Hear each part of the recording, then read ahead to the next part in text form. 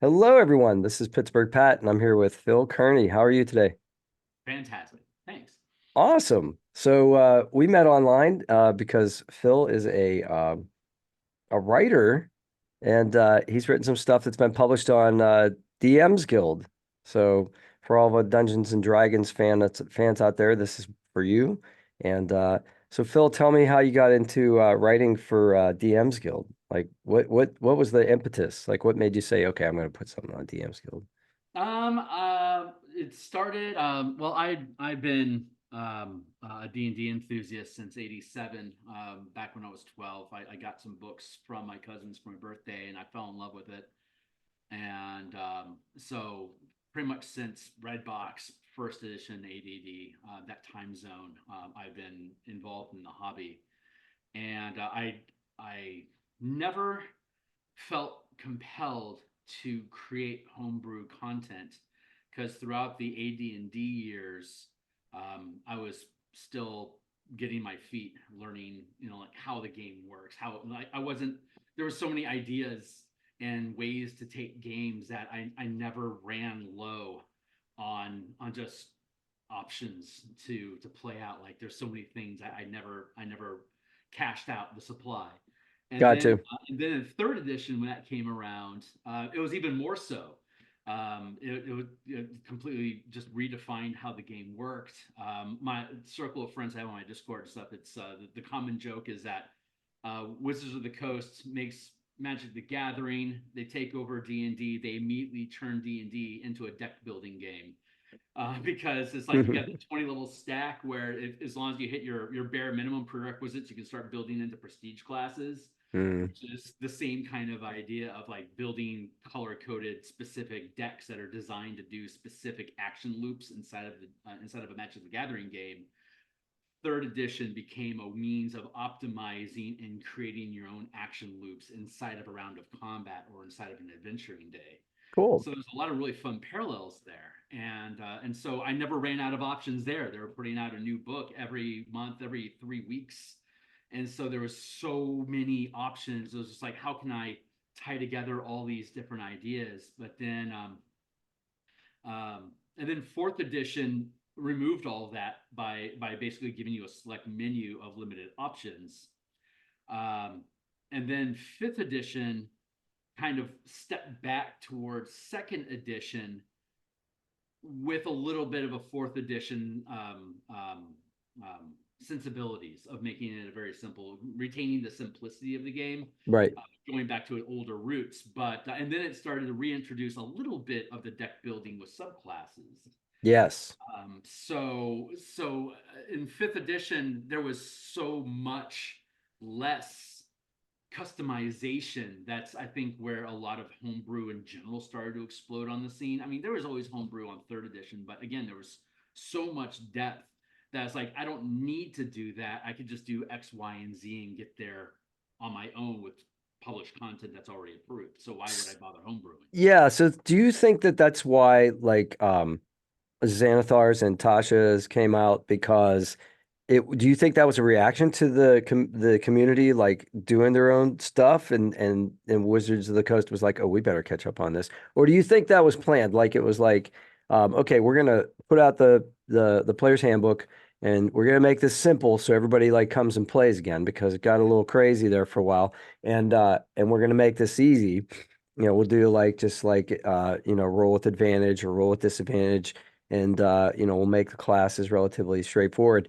But then once things got rolling after a year or two, they were like, okay, now people are ready for subclasses and new classes, and everybody's like, well, why can't I play an Kokra? And then okay, we'll do that. We'll introduce that kind of feature. Yeah, I think it was just a natural evolution. I think well, there was also a lot of like downtime activities and like crafting and modifying how to use tools. So it was a general glam up of the stuff that was in more like on the DM side of the screen of like how can I run a campaign. So both of those books added more texture Yeah. to that side of the DM screen. But I don't know if they already knew uh, building books and having a really wide diversity that splits the audience. I don't know if they just retained that information, because that's what TSR's downfall was. Yeah. They had so many things going in so many directions that they bankrupted themselves because nothing ever got enough traction to really hit that S curve. Mm. So like Planescape was awesome, Dark Sun was awesome, Birthright was awesome, Ravenloft was awesome, Spelljammer is awesome. That's like five right off the cuff right there, and each of those had like 5 box sets each. So they Yeah. really bankrupted themselves through excellent, like all the stuff that we would ever want that we miss in fifth edition is just destruction to their bottom line. So I think they realize, I don't know how far down the rabbit hole they knew that could go, or if they had that in the mind when they were building stuff. But Mm. I think Xanathar and Tasha was just a natural extension of, like you said, here's the core books, and we want more options. So here's some of the things that we think are cool standout ideas to expand on, and back in DM support to make updates and revisions to that stuff as well. And of course, more spells is an easy seller. Oh yeah.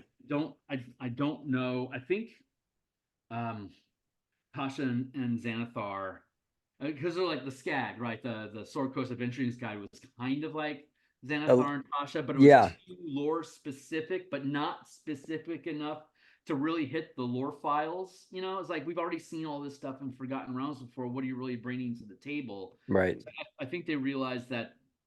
I'm going to guess that they realized, diving deep, you'll never go deep enough.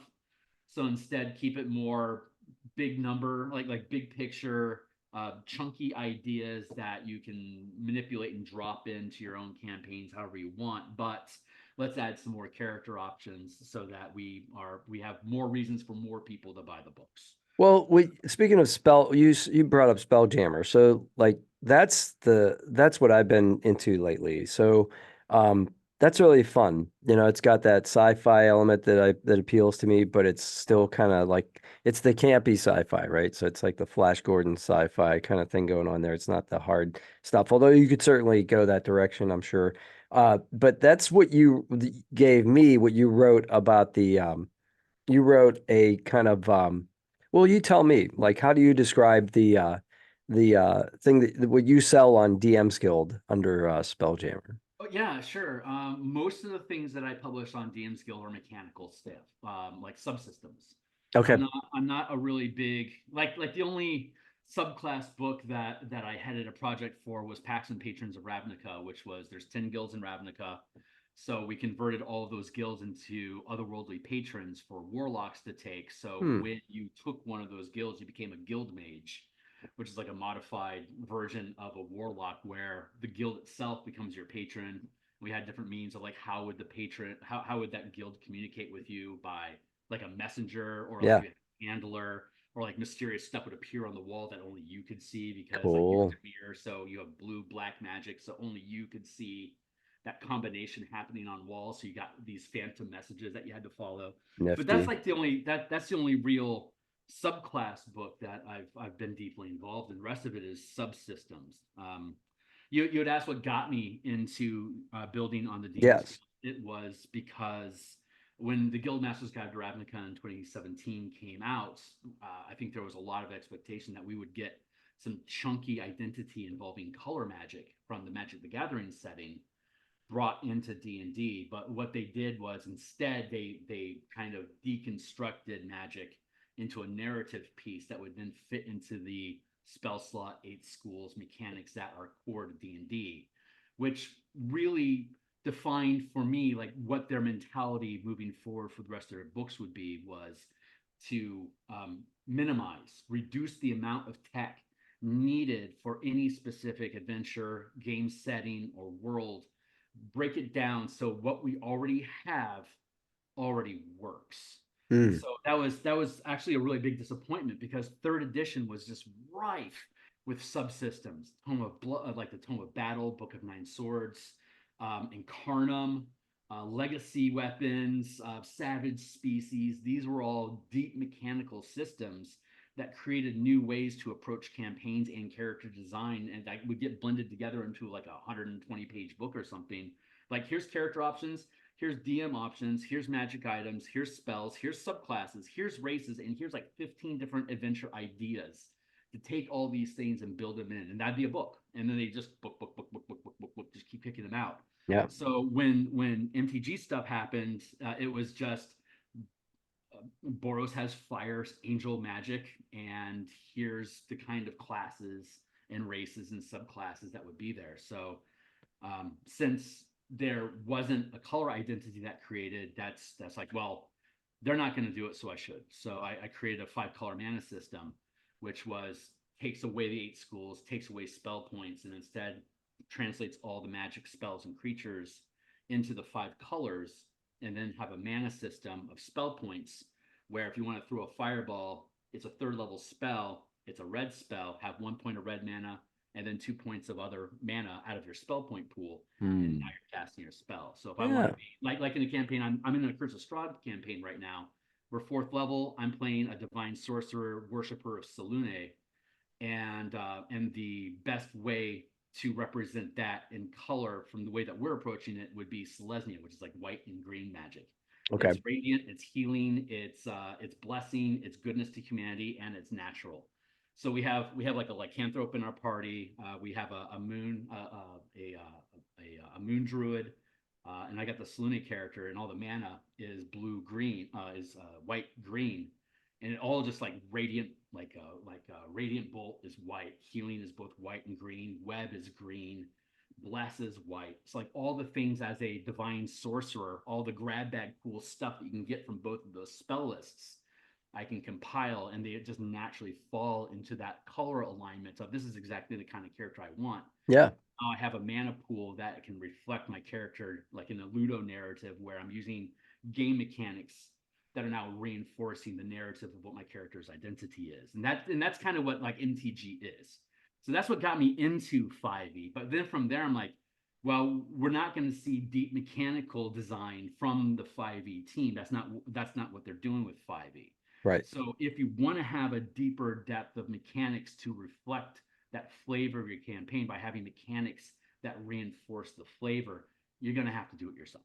Right. And you did. So what I've read of your book is that the one that I've read is, you have like ship to ship combat, which I really am investigating. That's a lot of fun because right now, a friend of mine, she's running a low level Spelljammer campaign. We're all like Academy cadets, right? Nice. So yeah, so we're like at Starfleet Academy or whatever, and we're cut ups and we have to deal with bullies and all this stuff. But now we're starting to get on missions. And tonight, actually, it'll be interesting to see. I think we're going on a Spelljammer mission. So, and it'll be neat to see how she does it, not having your mechanics, but you've spelled it all out. So let's say like just to give people an example, if you're the DM and I'm like a crewmate and I'm like on deck with like a cannon, mounted on the rail, like how does that work?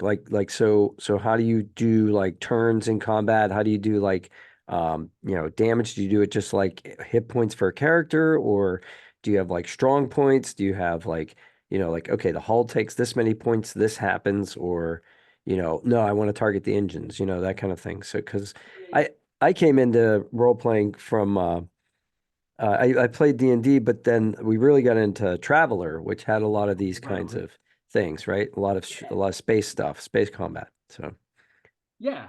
So I think I picked up the Spelljammer box set. I think it was like an 89, maybe it was 90. Right out of B Dalton bookstore. It's like right off the shelf, tore off the paper, and fell in love with it immediately. And it became pretty much a default background radiation in all my campaigns ever mm, since. Just because of having a mobile base that you can park in orbit over something and then like Star Trek drop down onto the planet and explore it right. you want. It's just the flavor is amazing.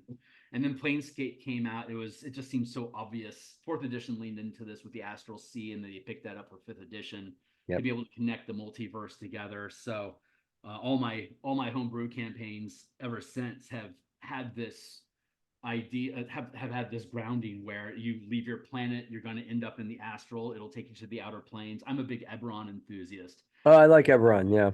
A lot Yeah, of so fun. if you go underground, you get into Kyber, and then Kyber eventually leads you like to what the lower planes are in the Eberron verse.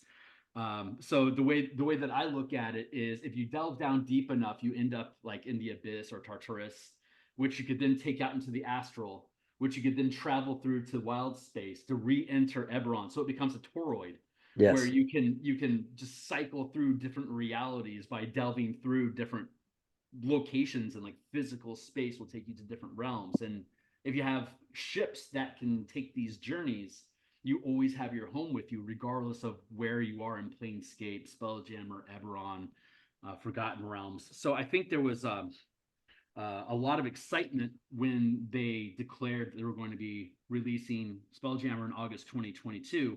There was a lot of excitement because we had already had Saltmarsh, which was, here's some basic naval boat mechanics for you Right. to kick a boat around the ocean. And then they had Descent into Avernus, where they had Infernal War Machines, which was, if you want to drive Mad Max trucks, here's some basic ideas that go behind that. And these were entire appendices, like 20, 30 pages of content in each of the adventures that those things were presented in. Yeah. So there was naturally a lot of excitement around Spelljammer bringing in that same level of depth for aerial combat or astral combat, space combat. It's just like three-dimensional chess, literally, to be able to fly Yeah. around. But what we got was about half a page of basic air gravity mechanics. And then if you want to use ship combat, refer to Saltmarsh, which again goes back to the minimalism that is built into 5e, where we acquiesced and built out some naval mechanics. But since ships are basically sailing through the astral sea, we can just use the same Saltmarsh rules. And I think that was universally insufficient. I don't think anyone was really satisfied with that. Right. Right. So again, just like with Magic the Gathering, it's like, Well, well, hold my beer. well, they presented us with in the August 22 release. They presented us with all these amazing ships, right? And they're mostly, like spiders and squids, and like they have these wonderful shapes. They have these wonderful functions, and they're organic, they've got this kind of organic shape to them. And so you think, okay, what's going to distinguish a squid ship from a spider ship? Like there should be, and then unique features of each. And then how do you, of course, you want them, like everybody loves battle bots, right? You want to see these things like fight each other, right? Like Right, who's going to right. win? Like Yeah, yeah, is yeah. Superman beat Batman? Does the spider ship beat a squid ship? Well, it depends, right? So Right.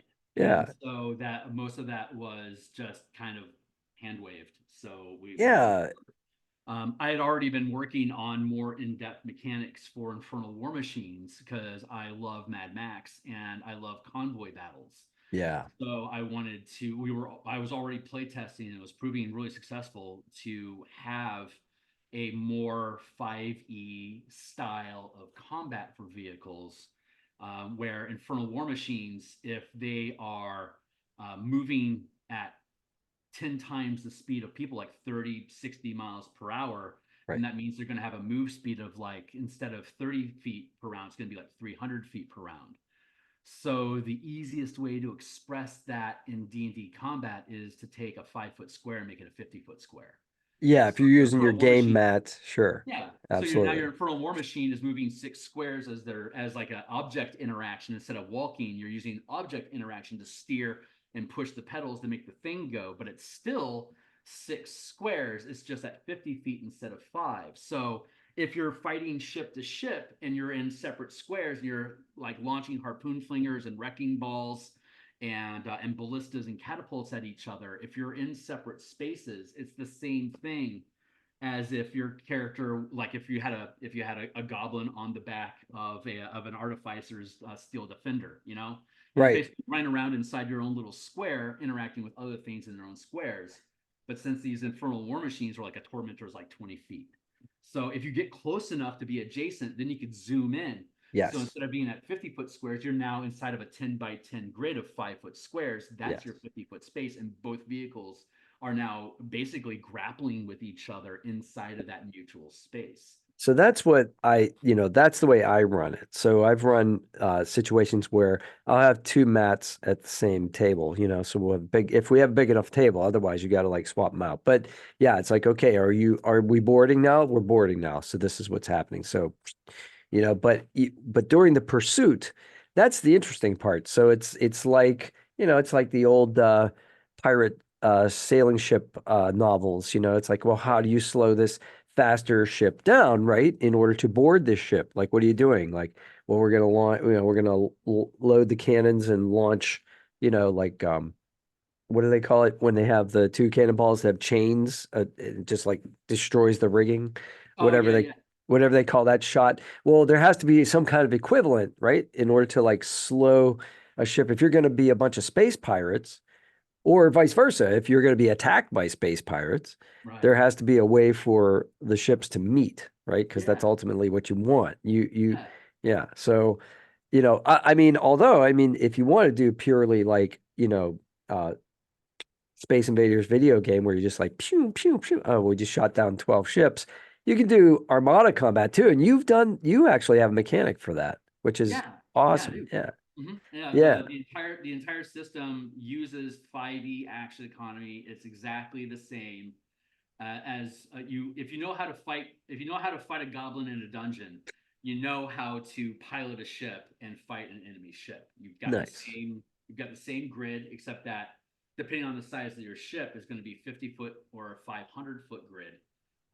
We the 100 million miles is the amount of distance a spelljamming ship can fly per day, and if you deconstruct that from 24 hours to 2 hours to 10 minutes to 1 minute to one round, it breaks down to 10,000 miles per round, which then translates into a grid to 1,000 miles per square is the maximum speed that a ship can fly. But like if I'm 3 squares away, that's 3,000 miles away. There's no way in hell I'm going to hit you with a spell or a Right. catapult. It's too far. So that means that with the primitive, if this was a sci-fi game, we could play with those mechanics. But with such a with the age of sail technology that we're using, the way that we have it is if you're more than a mile away, it's going to take more than a round for your ballista to get to your target. If you're sneak attacking, they don't see you coming. It's a surprise attack.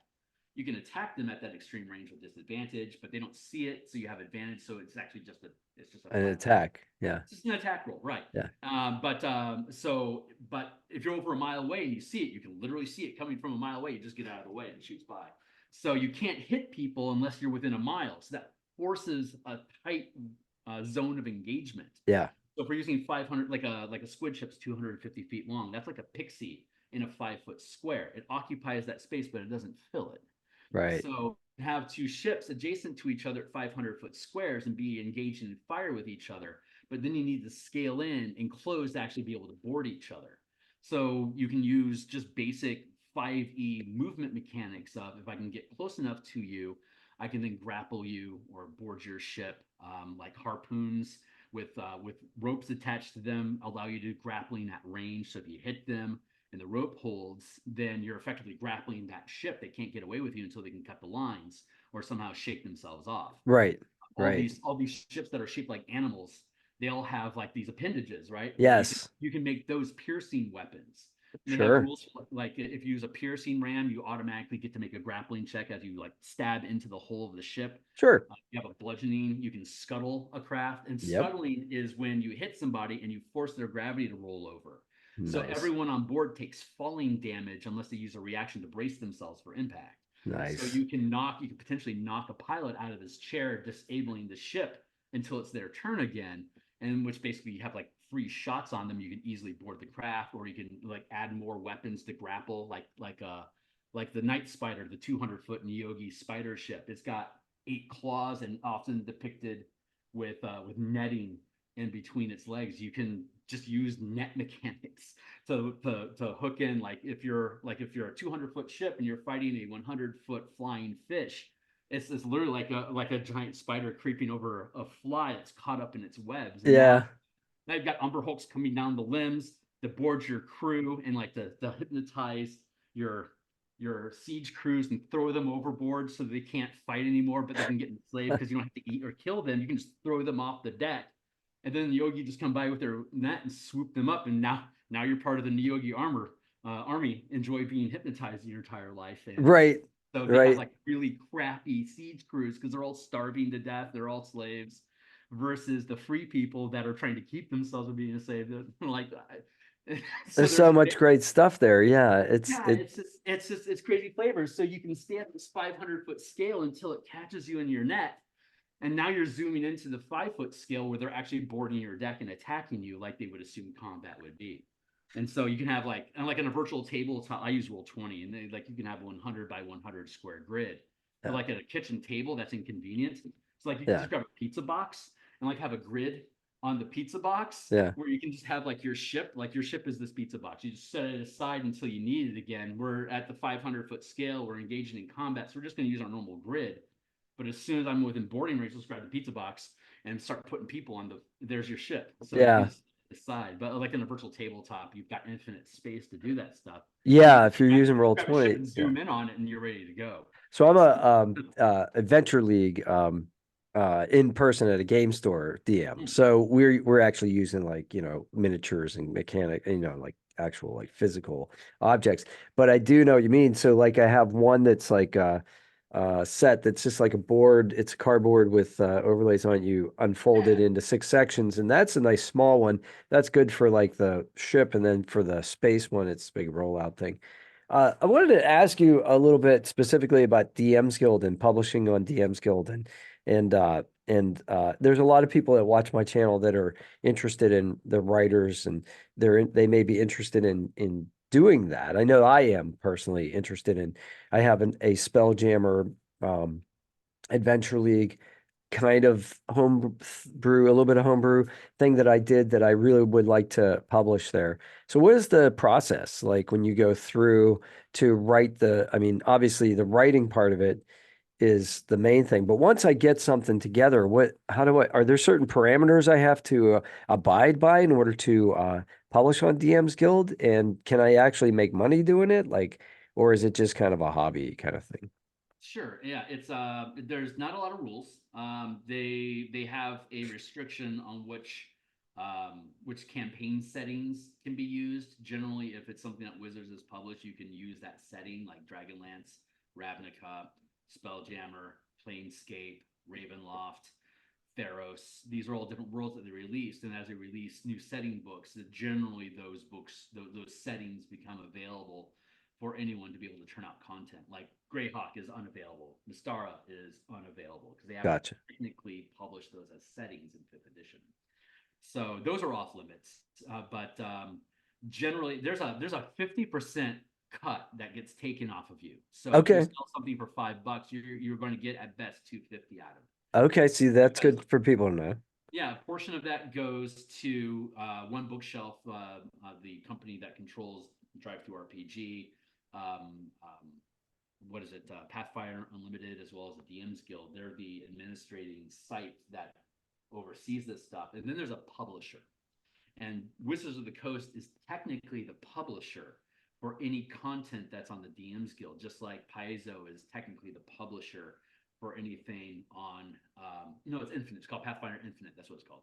But they are technically the publisher, so they technically own rights. Okay, However, so what you're doing as a writer is you're selling your rights to them. yeah, So for a you don't, 50% so cut. once you give that to the M's Guild, or once you give that to Wizards of the Coast, that's their property. That's their intellectual property now, right? That no longer Yes, belongs to you as the writer. that is correct. Okay. That's People need to absolutely be correct. clear on that, right? You won't just go publish this anywhere else now. Like Yeah, no, yeah. you're under a legal contract not to publish this anywhere Yeah, else. the only place you could then publish it is on the DM's Guild specifically. So if you're going to publish content, if you aren't using a Wizards of the Coast IP, you're throwing money away, and you're not making use of the tools that are there. The audience for 5e content has expanded to the point where you don't need DM's Guild to be able to garner an audience. It just needs to be 5e stuff. You just need to push it out. But if you are using, like, I'm such like I said, I picked up Spelljammer back in like 1990, and I've been obsessed with it ever since. So if I have for me personally, if I have the opportunity to publish something, and I can actually slap the Spelljammer logo on it, actually use squid ships, actually use Neogi, actually use a Tyrant ship. I'm going to use all that stuff because that's the stuff that I've been using for the past 30 years already anyway. So I Gotcha. love it. But you cannot copyright or patent mechanics. It's like all the stuff that are in all these different books, you can extract them as game mechanics and then reflavor stuff to be your own thing. Okay. So you really want to think about, am I on DM's Guild because I am in love with the IP and I want to embellish the content, the setting that this is built for, or am I just doing my own thing? If I'm doing my own thing, that becomes Kickstarter territory, DTRPG, your own website. You can publish it anywhere because you'll own it. Sure. As long as But you're looking at the WotC content, you have to think about that stuff. yeah, one of the advantages though to obviously publish on DM's Guild is that that's where everybody goes to look at stuff. So your level of visibility is going to be much greater than if you just start your own little website.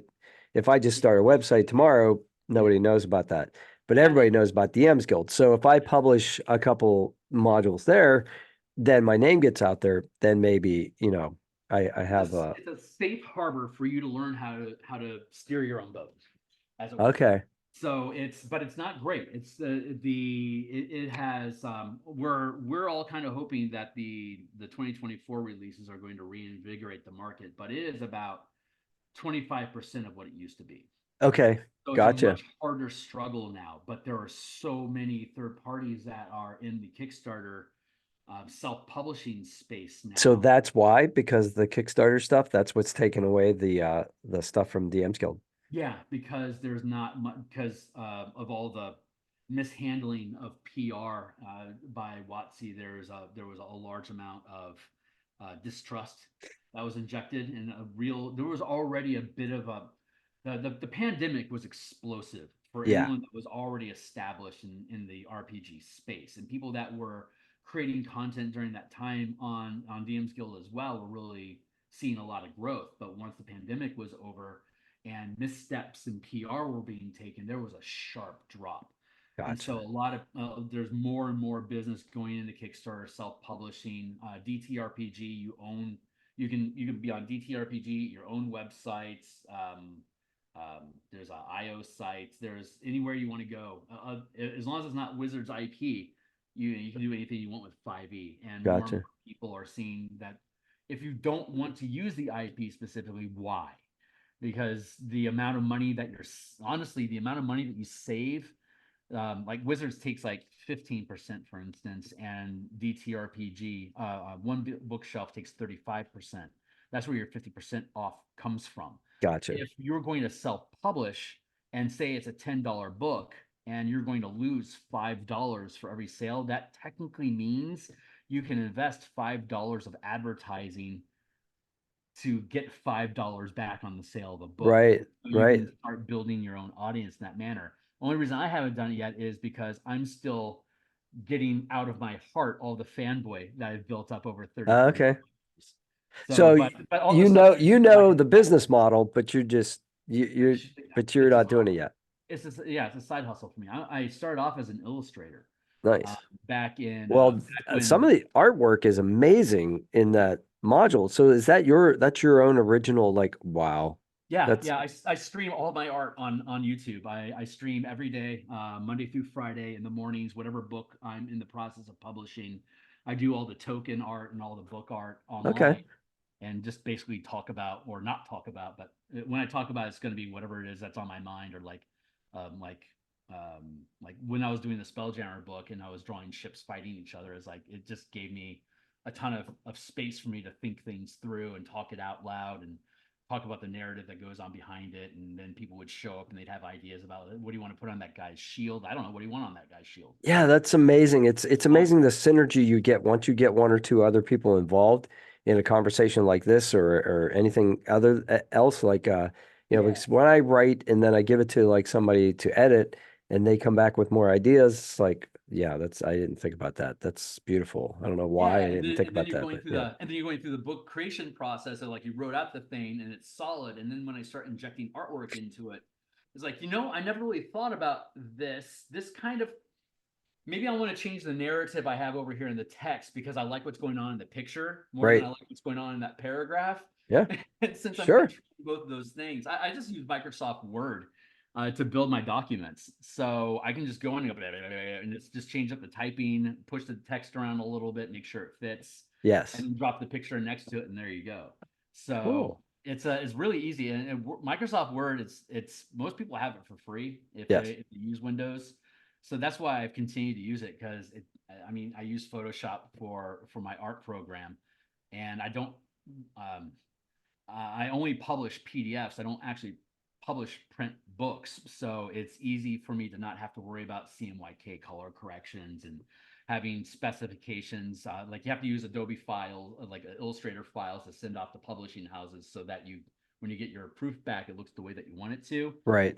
But when you don't actually publish a physical book, you don't have to worry about that stuff. So Right. as long as you can slap a PDF together, you can upload it and then push it out and gets purchased. So And do you have a whole library of PDFs out there that people can look at? So okay, yeah, where are they? Give us a little bit of a push. all my book stuff is on Phil Kearney. If you do a search for Phil Kearney, Filkearney, all my that's my YouTube channel, that's my Patreon, that's my Discord, that's my identity on DM's Guild.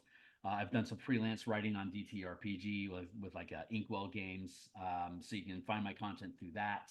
Cool. And if like I started doing freelance illustration back in 2000 when Pay on Demand and the OGL first got released. That's when we first started seeing third party content creation get taken into the individual hobby space. It became possible for hobbyists like myself to be able to build books Yeah. and build and actually build industry out of it. So, but back then it was difficult to get color, so everything was just black and white, either grayscale, pen and ink sort of stuff. Yeah. And that was awesome for me. I don't actually I'm colorblind, so I don't see any color. Yeah. So it was great that the industry at that time, all they wanted really was pen and ink art, and Well, it's I got obsessed with artwork from the D&D books that were all ink wash right. grayscale stuff. That's So right. that was amazing, and And like that artwork was some of that artwork was incredible. it's still Some of it, iconic. yeah, I still love The- looking at my old D&D books. But Yeah.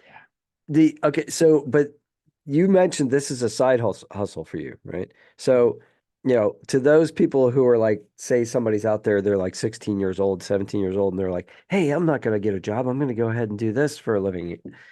Is that realistic? No, Yeah. no, no, Okay. no, not at all. All right. I've got like maybe a dozen books on the DM's Guild, and Mhm. I'm still pull less than $1,000 a month from it. Right. So Gotcha. you have to really be a machine to Yeah. be able to build up enough momentum to be able to take off, and that takeoff path could be anywhere from 3 to 15 years. Yeah. So And like you can't run out of ideas. yeah, yeah, you got it. That's the main Which thing. is another reason why I like the DM's Guild so much, is because every time Watsy puts out a book, it's like I've got like 5 ideas I can do off of that, but it's all their IP. Right. So, but again, it's DM's Guild's a great place to cut your teeth, to learn like what's a good looking book, how can I build adventures, what's fluff versus crunch, how efficiently can I do this? Do I need to work with other people? Can I build a pipeline of production allies that I know I can get good editing, I can get Yes. good artwork. Like this is all a very safe space to explore that stuff. And once you're ready to jump out of the nest and fly on your own, you'll already know what you're doing. And since you approach it as a hobby in the first place, it's like you can potentially keep the fun of doing it Yes. as you continue to expand. Like I've got like maybe another 2 or 3 years worth of DM's Guild stuff left in me before I'll start doing Kickstarters for completely different stuff. But I've built such a large library, and it's all free preview. Like you can peel open any of my books on DM's Guild and thumb through it. But I also give you like anywhere from 10 to 120 token map other assets if you buy it. So it's like look at it like just like B Dalton. I mentioned that I Yeah. bought Spelljammer for B Dalton. I would go. I was a teenager, like from age 12 to 16. I would go to the same bookstore at the local mall in St. Louis, Missouri, and I would show up with a Coke. I would grab a book off the shelf. I'd go back to the kids section, sit down, and read for 3 hours while my sister was kicking around with her friends. Right.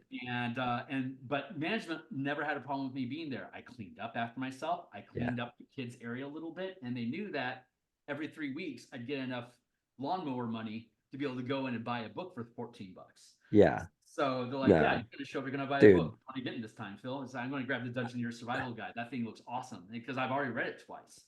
So that mentality of let people see what it is that you're offering, so they know that when they buy it, they already want to give it 5 stars. Because Yeah, okay, so that's pretty cool. That I've interviewed a bunch of people and we talked about Kickstarter and we've talked about Patreon and my one buddy he's now a friend that I interviewed just cut through this process. And that's the reason I love doing YouTube is because I get to talk to people and now I've got friends all over the world that, I would never but after you talk to somebody who's got the same interest as you do for an hour, like all of a sudden you're like you're kin. yeah, yeah, So like yeah. I talked to this dude in Italy, and he's like, he said what you said, like find other people that like to do what you don't like to do. And then he's like, don't try to do it all yourself. If you try to do it all yourself, like you're gonna be because there's always a part of the process that either you're not good at or you just don't want to be good at, like you just don't care to do. And if you're lucky enough to find somebody else, so he has a collaborator, so there's two. But and then the other guy that I mentioned who I'm kind of buddies with. In fact, now we're doing Dolmenwood in person together. We found out we live within a few miles of each other, even though we met at a convention. Yeah. And we're going through this really crunchy, like D old school D&D adventure where like you have like three, like the wizard had 2 hit points. Like you It's don't just awesome. pick a fight. It's not 5e where there's no consequences to a fight and you have death saves. Like there's none of that. Yeah, yeah, yeah. Um, but he said, uh, when do you start a Patreon? He's like, yesterday. And I'm like, I don't know. I guess I've never started a Patreon. He's like, no, there are people out there that want to support your creative pursuits. And and I'm like, yeah, but what do I do? What do I give them? Like, what do I give them in return? Like, so like for your Patreon, what do you do for your Patreon? Like, is I it, put all my playtesting stuff there.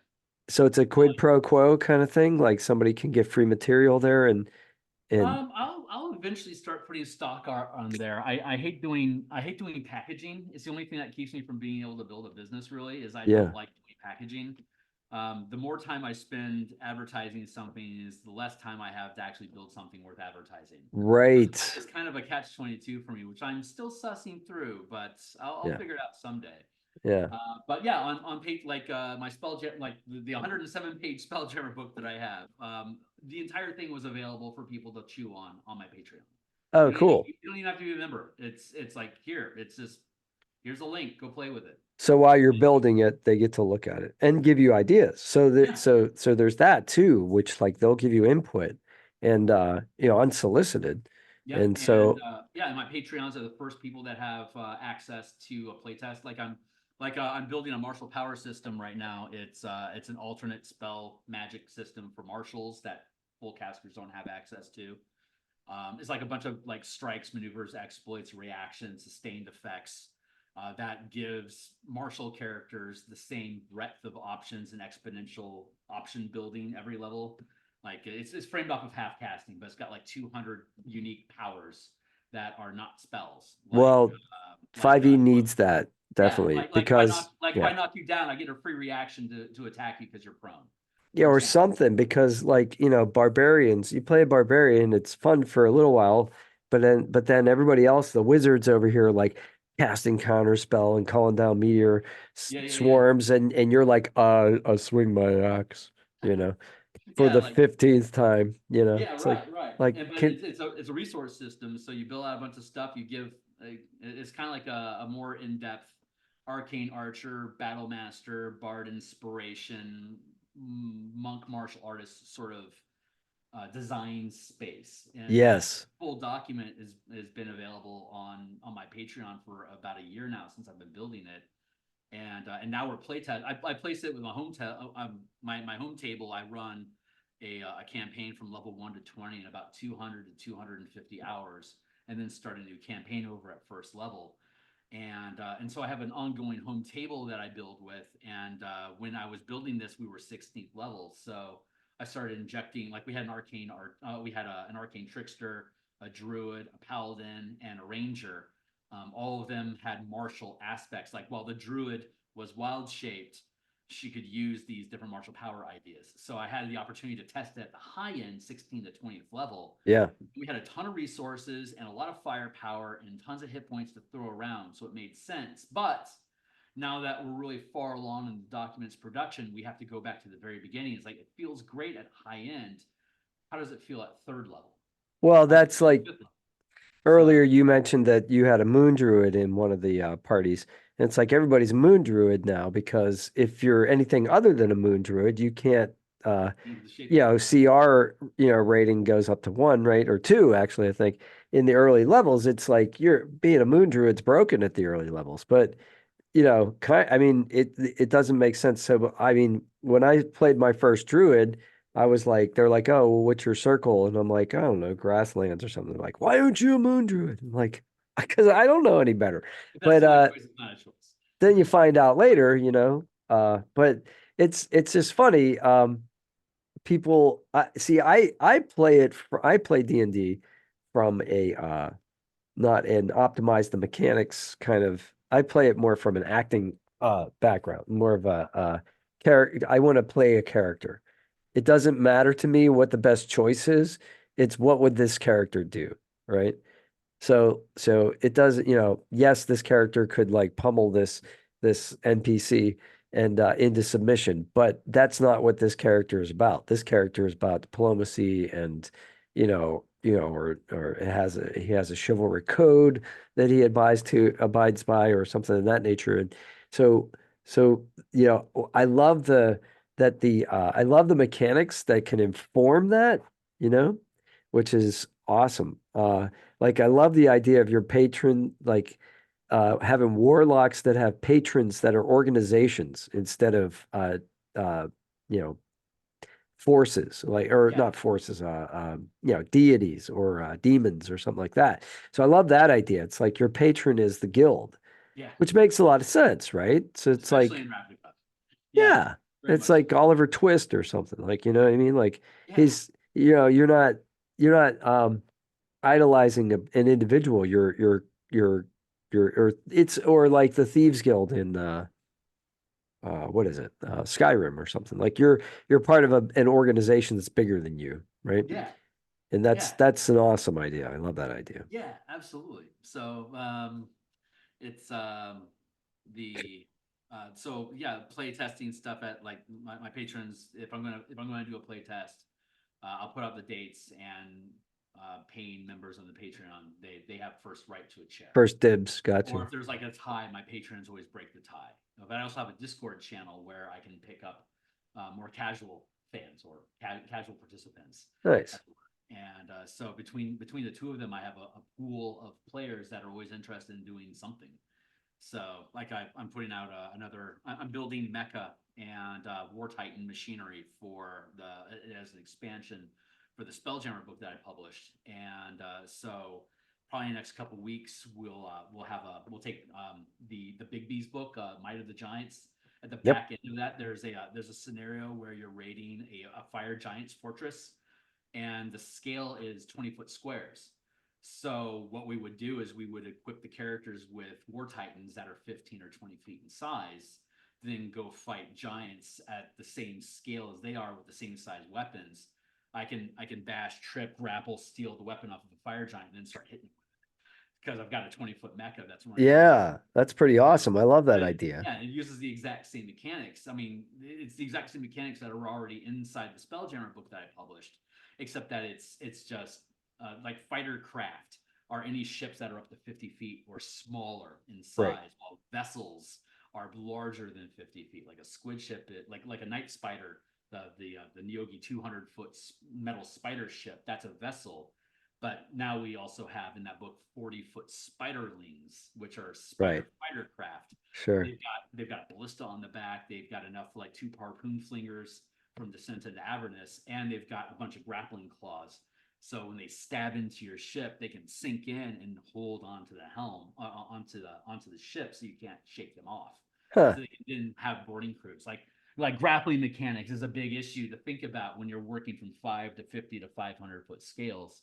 So we had to come up with a mechanic called holding, which is I've grappled you, but I can't control you because you're too big. Right. But now you're going to have to make a grappling check to get rid of me. Otherwise, I'm just going to ride inside your gravity plane, and I can have a whole cloud of fighter ships just riding inside your gravity plane, peppering you to death while you're Yeah. trying to figure. Like you'll have to disengage to be able to break them out of your gravity plane to try to yeet out and escape from them. But then they can pursue and pace you. Yeah. So now you're just doing like a road chase through space where they're still gunning after you. Well, let's go into an asteroid field to see if I can shake them off. Yeah, like in which was it Revenge of the Sith where they have the Obi-Wan and Anakin are in the fighters at the beginning of I the love that scene. yeah. Absolutely. It's Yeah, and they got the fantastic. robots that like attach to their fighters and start destroying the Picking them ship, just apart. start Yes. pulling stuff out, Yeah, at random. Yeah. exactly like that. It's Yeah. that's that I was watching that a lot when I was building the book. Macross Plus. I don't know if you're an anime guy or not. If you've I do seen like some anime, yeah. Macross Plus, I think it was like 19. I want to say it was like 1996. It was a 2 hour mini movie based off of like Robotech, Macross, all those things like Okay. transformable jets into robots and they fight giants, right? Right? Macross Plus was a great expansion. It was basically about two test pilots that were competing against each other for the new Veritech fighter pilot design, like which ship is better. And these two guys grew up knowing each other. They have this whole rivalry thing, but they're basically just high elite test pilots that were excellent combat ratios. So when they would fight, like they would be flipping, like transforming from jet to Gerwalk to robot, launching silos of missiles, yeeting out, blocking shots. It was like really fast, dynamic dogfight combat. Nice. And like there's scenes where they're just like one of the characters is basically taking on a squad of Zentradi fighter ships and is just dusting them. And but the way that he's maneuvering stuff, you can see the distancing. Like he's scaling to 50 feet here. He's taking about 4 steps, and now he's engaging it with some ranged attacks. Now he's close enough that he's spearing it with a knife on the end of his a bayonet. He's got like a 10-foot long bayonet that's probably going to do like 50, 60 hit points of damage in D&D terms when he spears the ship, and then he Yeah. it over, and then he turns into a jet and he flies away. It's Nice. such sick fast maneuvering, and that's I think the potential behind dogfighting and ship combat in D&D if you have mechanical language to express Yes, that's what what we it is needed. to do. Yeah, absolutely. Yeah. So that's the thing, though. That's one thing I want to emphasize is you found a need, right? So that's the other thing that, so if people out there are listening, yeah, you can do, you can do what I'm going to do, which is just write a flavor sketch something that I ran around like, Halloween, and it's basically like, oh, here's a Halloween scenario for Spelljammer. But you can do what you've done, which is way more.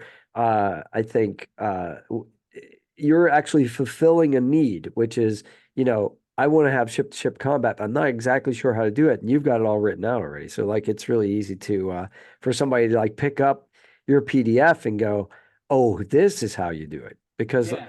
yeah, Yeah, you spell it all out. You provide maps. You do like I have arrows and stuff, like point how ships move. Like if you want to go really deep into the weeds of it, like here's deep mechanics.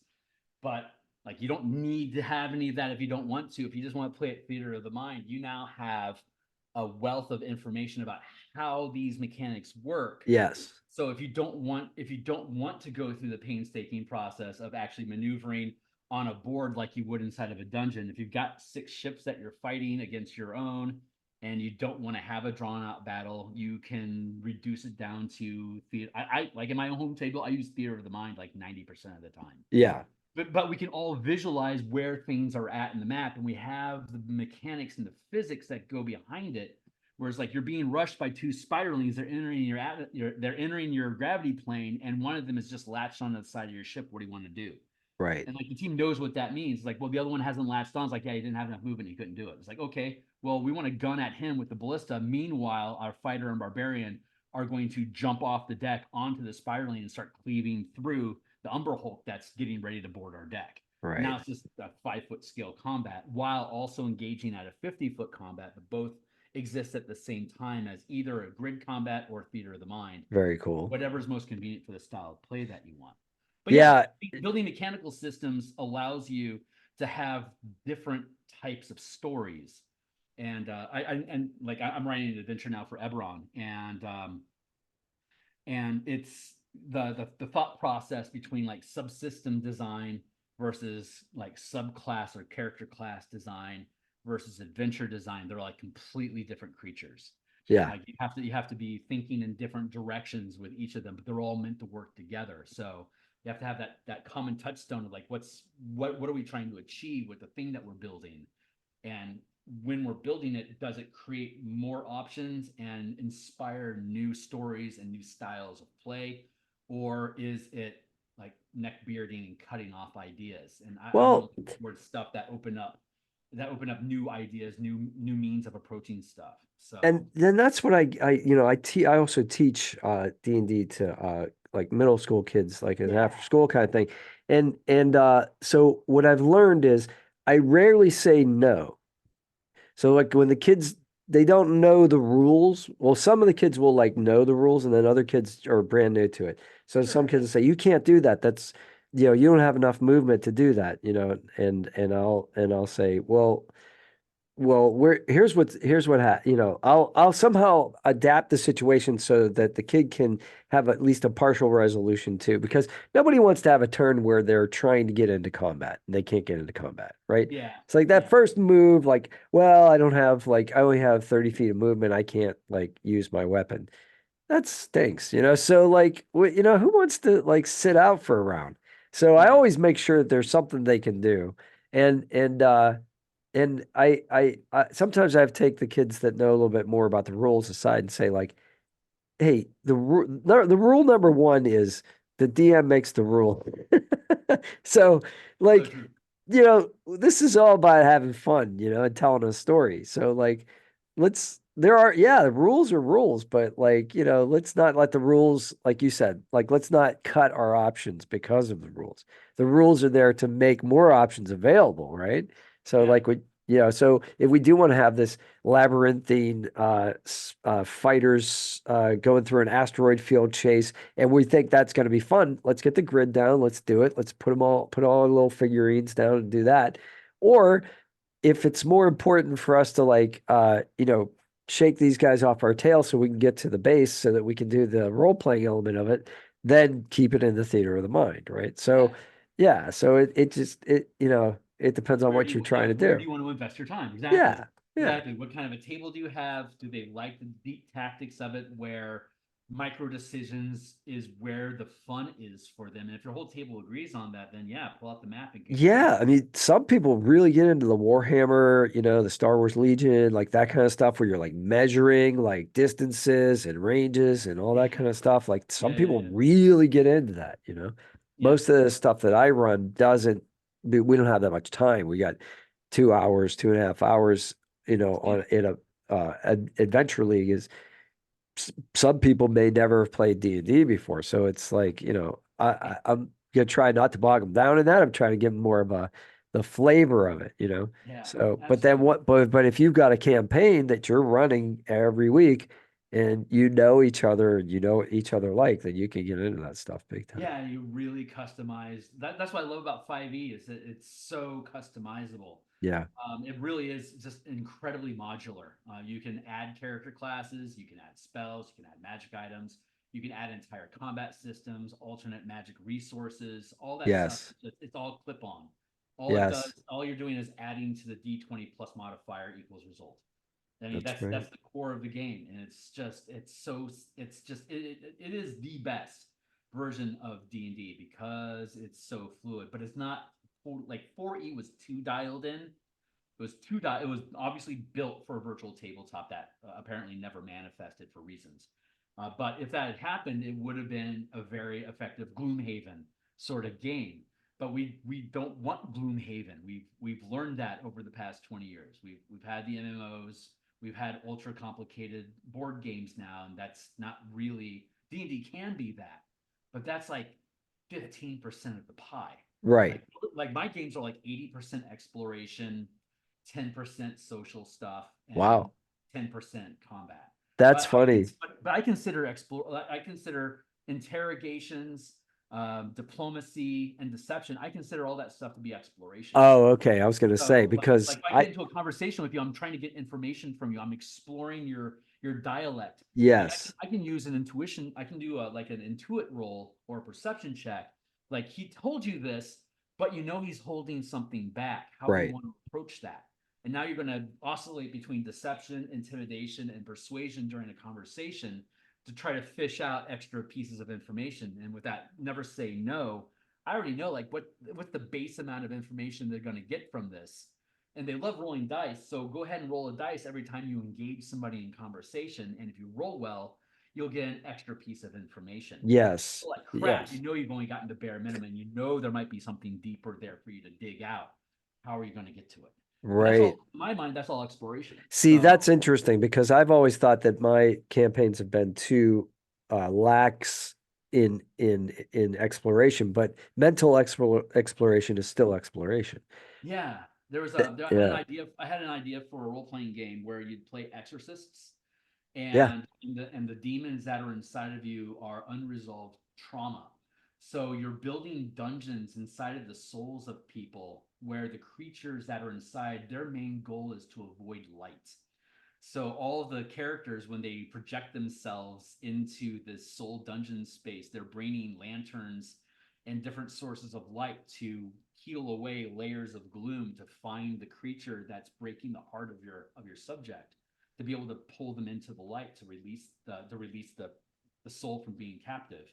And that's like a reframing of the combat space where you're not killing anything, but you're doing AoE and targeted attacks using this revelation of seeing what it is that's infesting this person's heart. And you Huh. can feel, as a combat frame, you can peel apart psychological exploration, but you're framing it around combat. So as you dig off pieces, you can get information about like, why is this thing tethered to their stomach? Why does it hurt their stomach when they think about this thing? And you can start peeling pieces apart like that. Like that'd be something that would Yeah, target. it's interesting. It's kind of like the like a kind of like a reverse Call of Cthulhu where like there's a mechanic in Cthulhu where there's madness, right? So like if Yeah, you experience certain things, there's trauma or they use it as like sanity, I guess, yeah, is yeah, yeah. so you lose sanity points. And actually I think there's a board game that does it too, like Arkham, I think it's Arkham Asylum.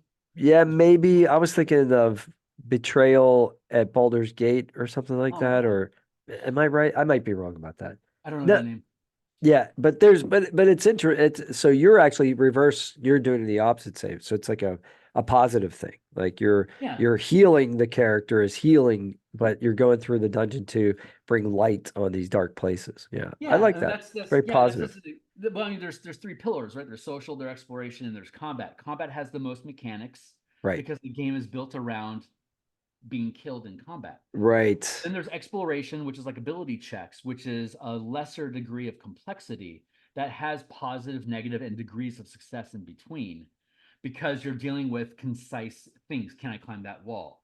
Can I get this piece of information? And then you have the most light, which is social, which Right. technically doesn't need any rolls at all and can run for hours. But what if you flipped it so Right. that you're doing a dating game?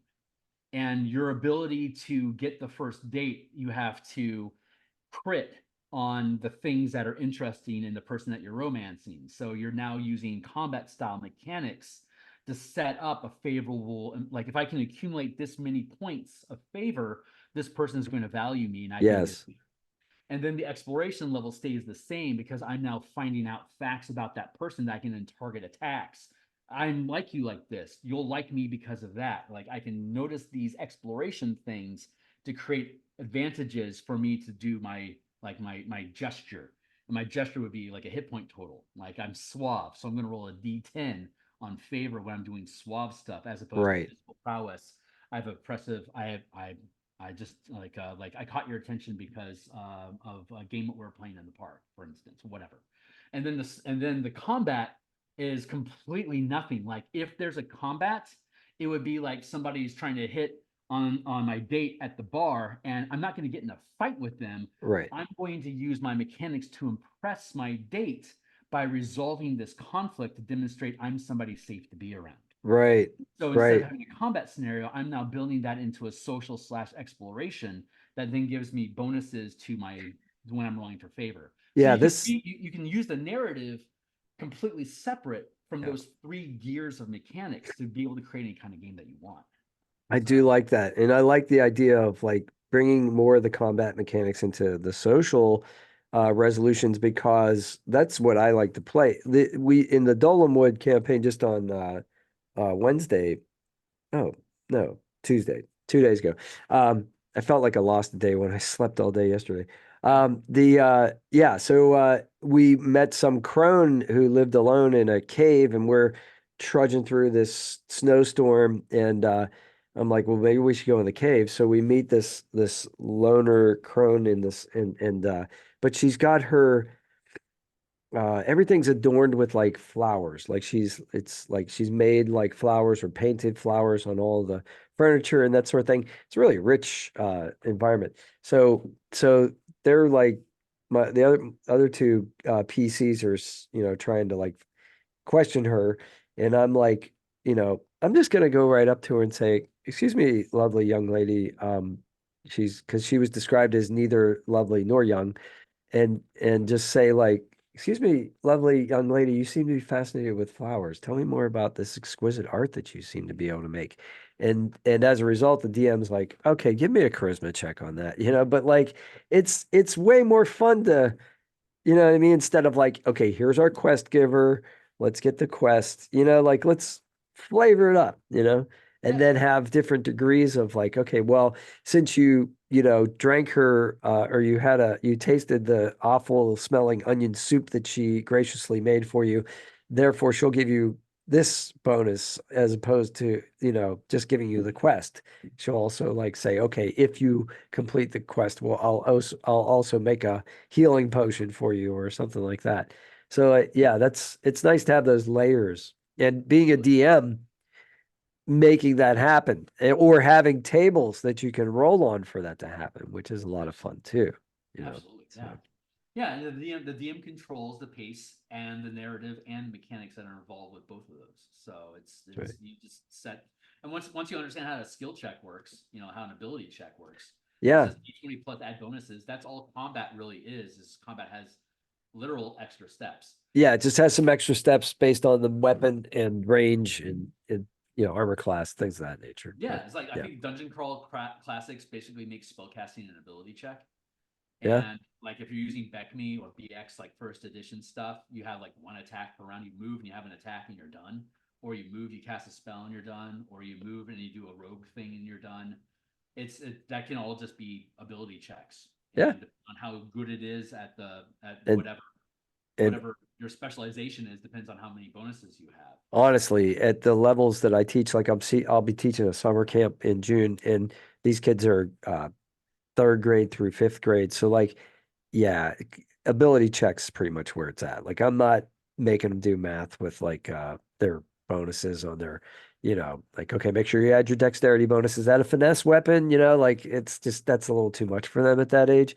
I'm a So, I'm running my current I have a coworkers table. I have a day job. The role playing is a side hustle. So I have a day job and I have a lunchtime team. We call it lunchtime adventures, and I have 5 players.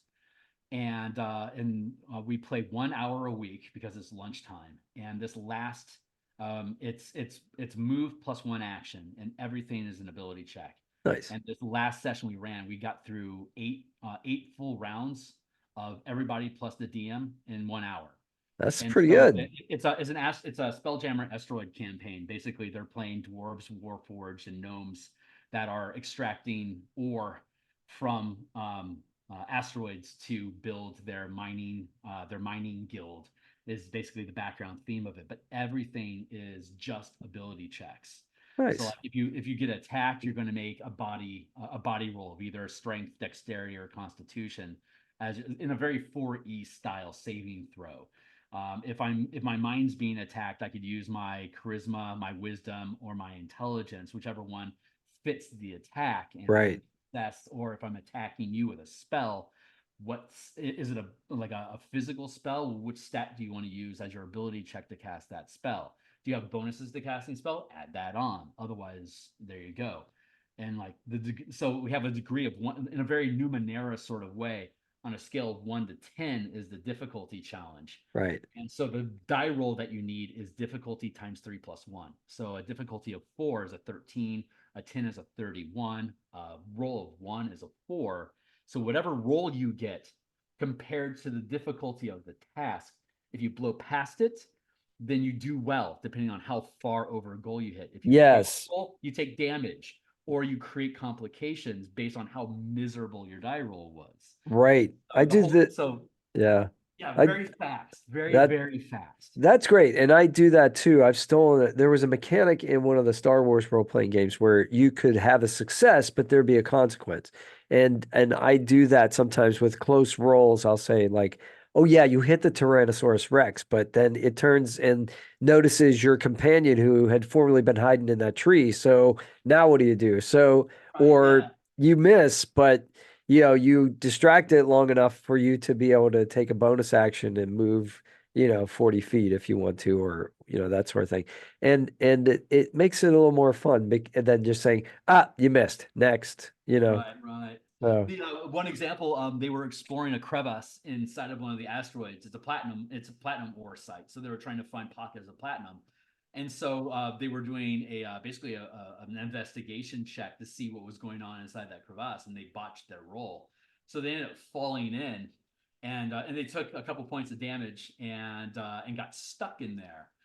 And so that character, you only have one move and one action. They're stuck, so they can't move. The investigation was their action. Now they're done. And then, so the team is doing their stuff. This character gets stuck in there, and then it's the world's turn. Like at the end of everyone's turn, then the DM goes, and then a bunch of bugs come flooding into the area. So now the team is looking at. There's a bunch of bugs. We're going to have to get rid of these bugs, but one of our players is stuck inside the crevice. What do you want to do? It's like, I want to go climb into the crevice and try to pull my friend out. So of the 5 people, 2 of them are fucking around inside of this crevice, and there's only 3 people. It's like, we have a whole wall of bugs here. and so right, and you so have to they're doing really, prioritize, right? yeah, yeah. So they're having to split up. They're having to split up. Like, how do they actually want to deal with stuff? But when everything is you have one action, but no matter what it is, you always have like that yes and or yes but. It's like Yes. they're always like, you find out what's in that. Yeah, there's ore down there, but now you're stuck. Yeah. So what are you gonna do about it? You found what you wanted, but because you failed the die roll, I give you what you were looking for, Yeah. but now you have this other problem. Like, Yes. I want to shoot that bug. Great, you shot that bug, but you botched your roll. So while you shot that, 3 more of them jumped on you, and now you're being attacked by a bunch of bugs in your face. What are you going to do about that next turn? Right. So you can always keep moving the board forward, so there's never any stagnation. And with so many people, like having such short, tight action economy, is like it takes like 3 minutes to go through an entire roster of 3 people. And now it's, oh shit, it's my turn again. Okay, it's like there's no Right. time for phones. There's no time for it. It's like you got to pay attention, because if that guy screws up, that might mean you just got hit in the head with a wrench. Yeah, now you got to do something else. You thought you were going to be able to do this on your act. Now you have to react to that. Yeah, Yeah, that's yeah, great. yeah. It's So, nice. but It's again, nice. it's just D20 plus modifier, but the narrative aspect is completely under control of the DM. Yeah. So And that's the wonderful thing. I tell kids and parents and their parents alike and adult players that are new, this is interactive storytelling. This is what we're doing. yeah, I'm coming up with some ideas, but you guys are gonna probably derail them or make more exciting things happen by whatever you're gonna do. It's loose, like you have many, many options and yeah, just do it. And then we'll have an interesting story because I've gotten to the point where I'll run the same module now back to back so that I have it in my head. So it's always in my back pocket in case like I'll show up tonight and if somebody's sick or something can't play, then I could just say, oh, I can DM this module that I already know and just make it happen. But what's more fun, that was the reason I did it. But what's interesting and fun about it is that now the same module, 2 different almost sometimes completely different reactions and different yeah, scenarios, and it's yeah, just yeah, yeah. awesome. depending on who's playing. Absolutely. So. Absolutely. Fun stuff, man. Super All fun. right. Well, Phil, we've been talking for over an hour, and this is great. I mean, we could talk for, sounds like we could talk for days. So we'll have to do this again. But Absolutely. so I'm going to put in the description of this video all the ways to contact you and get your stuff. Sure. And yeah, so it's been great to talk to you today. I appreciate the invitation. So it's I saw your I saw you were streaming a recap on your Spelljammer, Yeah, and I just I love all things Spelljammer. I love seeing how people approach it, what they're doing with it, and it just helps feed my own inspiration to being able to build bigger and better things in the future. So cool. it's just cool that it's cool how much stuff you put out and the variety of things that you talk about. I love it. So it's great. Oh, thanks. Yeah, well, I'm like you. Like I think I'm starting to realize that what the business model would be in order to have a successful YouTube channel, and I'm not doing any of that. Same. Yeah. I'm doing whatever I want to do. So there's a lot of weird content on my channel, but I'm glad that somebody's looking at the D&D stuff. More and more people are. So this may become uh there may be more and more D&D content on this channel. So Be very welcome from you. all Absolutely. right, cool. All right, I'm going to stop the recording. Okay. Thank you. Thank you.